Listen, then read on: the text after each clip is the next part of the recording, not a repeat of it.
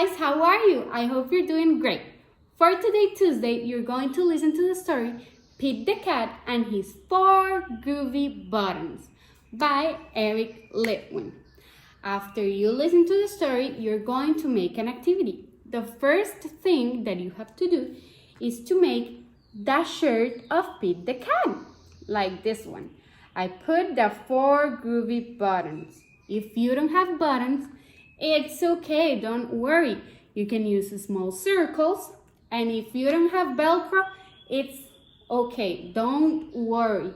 You can use the circles on top of the shirt, and then you can take them off. Don't paste the buttons, guys. Don't paste the buttons, please. So when you have your shirt ready, you're going to need also a white paper, like this one. And a pencil, a marker. I'm going to use a marker for you to see better. So I'm going to start singing that song that Pete sang while he was with his shirt. My buttons, my 4 groovy buttons. My buttons, my 4 groovy buttons.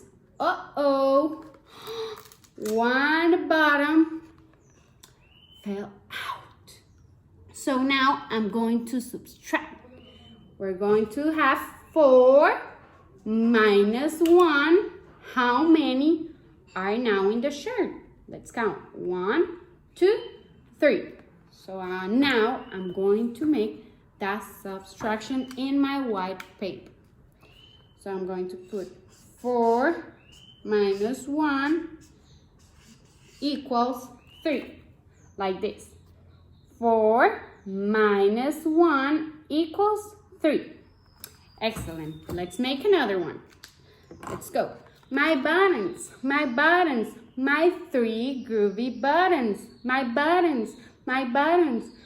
3 groovy buttons. Uh-oh. One button fell out again. So 3 minus 1. How many are there? 1, 2. So now I'm going to write the subtraction again. 3 minus 1 equals 2. Like this.